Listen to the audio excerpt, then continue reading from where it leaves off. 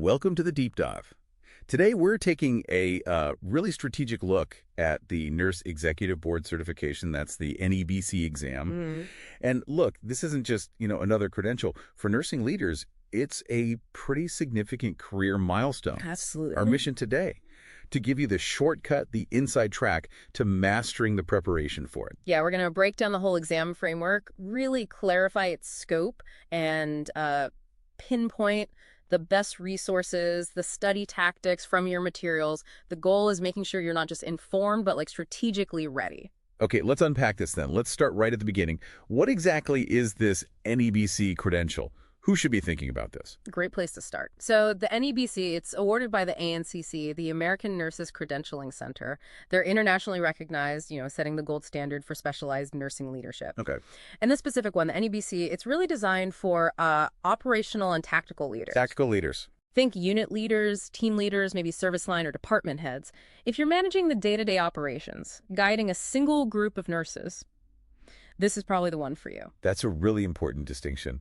And here's something key, I think.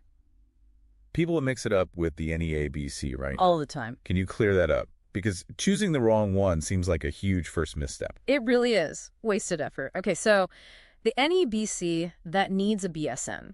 And it focuses on that tactical unit-level leadership we just talked about. Got it. BSN, tactical. Right. Now, the NEABC, that's different. That's for strategic leaders, system-wide influence. Usually they hold a master's or even a doctorate. Ah, okay. So bigger picture, organizational strategy, that's NEABC.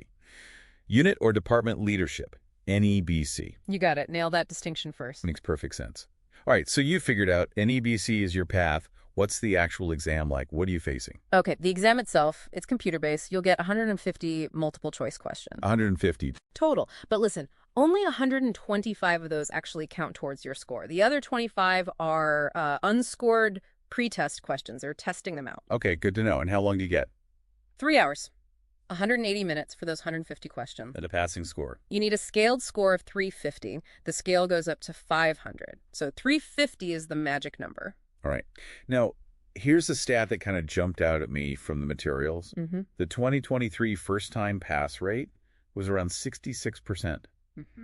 That's, well, it says something, doesn't it? It suggests just showing up with your experience isn't quite enough. Exactly my point. Your hands-on leadership, your clinical background, totally invaluable.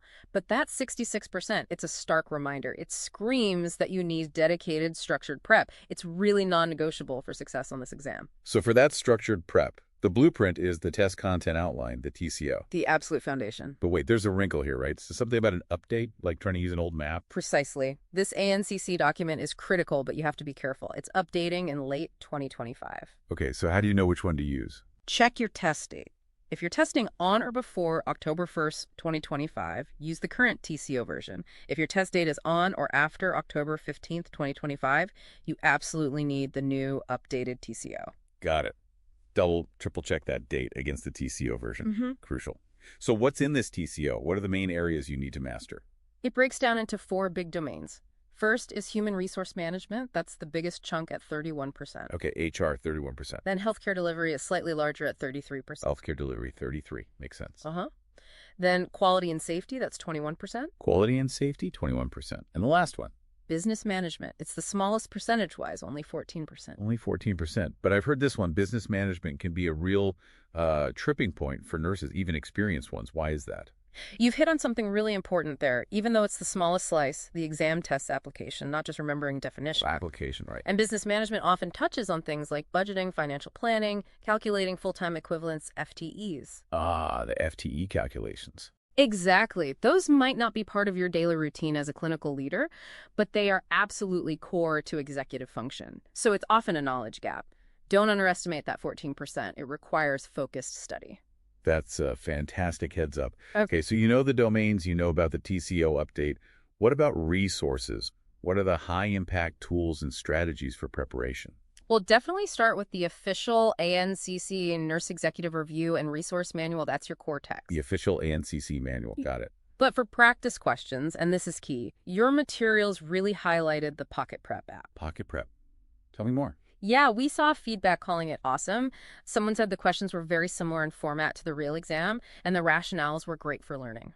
Okay, so quality practice questions that mimic the exam style. Sounds like a solid investment. Definitely high yield. And another strategy, take a diagnostic approach. Take a full-length practice test early on. Before you dive too deep into studying everything, this will show you your specific weak spots, which domains need the most attention. Then you tailor your study plan. Don't just study everything equally. Focus your fire. Smart. Work smarter, not just harder. Okay, and beyond resources, any tips for the actual learning process? It's not just reading, right? Absolutely not. Focus on active learning. Application is key.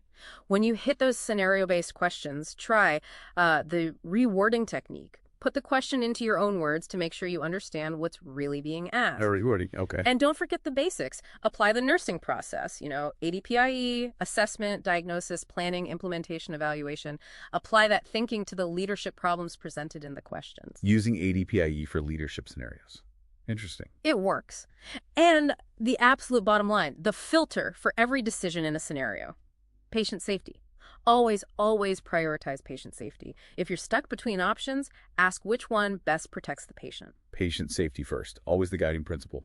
Makes sense. And, stepping back, the NEBC credential, it's really more than just passing a test. Think of it as part of a bigger picture, a 5-year cycle of continuous professional development. It really signifies your commitment, your dedication to advancing nursing leadership. It's ongoing. A continuous journey, not just a destination. That's a great way to put it. So, thinking about everything we've just unpacked, what really stands out to you, our listener? How might these strategies change how you approach your own professional growth, your leadership path in this constantly changing world of nursing? Something to think about.